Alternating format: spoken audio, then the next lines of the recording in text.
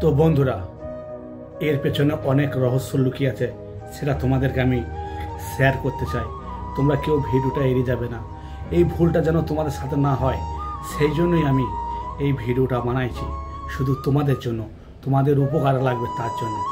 জানো বন্ধু, আমার এই শরীরের ঘাগুলো যখন খুব চুলকায়, তখন এমনভাবে চুলকায় একদম রক্ত বেরিয়ে যায়। তো এর পেছনে যে রহস্য আছে সেটা আমি তোমাদেরকে বলছি। আমি মধ্যবিত্ত ঘরের একটা ছেলে। তো আমি কেরালা কাজে এসেছিলাম। কেরালা কাজ করার ফলে আমার হাতে পায়ে এগুলো সব বের হয়েছে, খুব চুলকায়। কিন্তু আমি অনেক ডাক্তার দেখিয়েছি, ডাক্তার ওষুধ দেয়, ভালো হয়ে যায়, আবার হয়। তারপর আমি অনেক রোজার কাছে গিয়েছিলাম। রোজারা বলে, তোমাকে কে কি খাইয়ে দিয়েছে, তোমাকে কে ওষুধ খাইয়ে দিয়েছে, তোমাকে কিছু খারাপ করার চেষ্টা করেছিল, ওই জন্য তোমার পেটে ওষুধ আছে, সেই ওষুধ বার করতে হবে। এরকম বিভিন্ন ধরনের কথা। ডাক্তারের কাছে যাচ্ছি এক ধরনের কথা, রোজাদের কাছে যাচ্ছি এক ধরনের কথা। দুই দিকে টেনশন নিয়ে আমার জীবনটা অতিবাহিত হচ্ছে। তো আমার কি করা উচিত,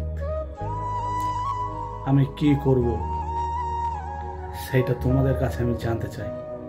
তোমরা প্লিজ কেউ যদি জানা থাকে তাই একটু কমেন্ট করে আমাকে জানিও। আর বন্ধুরা, একটাই কথা বলবো, আজকের দিনে কারো ভালো কেউ চায় না। তাই যখন তোমরা খাবার খাবে তখন বাড়িতে খেও, কারো কাছে চেয়ে বা কারো বাড়ি গিয়ে, অজানা ব্যক্তি বাড়ি গিয়ে এসব খাবার কিছু কেউ খাবে না। এই দুনিয়ায় কাউকে বিশ্বাস নাই। আমি অনেক ডাক্তার দেখিয়েছি, আজ 3-4 বছর ডাক্তার দেখাইছি, সেই একই অবস্থা। ওষুধ খাচ্ছি, ভালো হচ্ছে, আবার ওষুধ খাচ্ছি না, তখন আবার হয়ে যাচ্ছে। তো একবার তোমাদেরকে তো দেখালাম প্রথম কীভাবে চুলকাইছি হাত পাগুলো, আর একবার দেখে নাও। তারপর তোমাদেরকে আরও অনেক কথা বলছি, বসে বসে দেখাই তোমাদেরকে। দেখো বন্ধুরা, দেখেছো দুটো পা,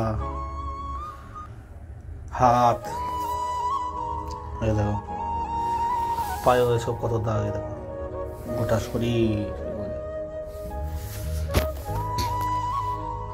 এটা তো আমি কোনো ফেক ভিডিও বানাইছি না বন্ধু তোমাদের জন্য, এটা একদম সত্যি করা অরিজিনাল ভিডিও আমার।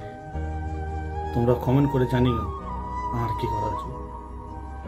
আমি তোমাদের ভালোবাসায় যদি একটু এগিয়ে যেতে পারি তো অনেক বড় ডাক্তার দেখাবো, এইটুকু আমার আশা।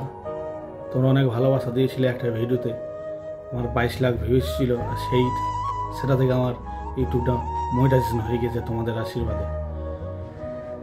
তো ভালোবাসাটা দিও, যদি আমি ইউটিউব প্ল্যাটফর্মে তোমাদের আশীর্বাদে কিছু করতে পারি, আমি অনেক বড় ডাক্তার দেখাবো।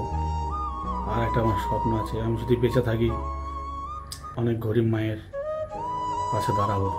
এটা আমার একটা অনেক বড় স্বপ্ন।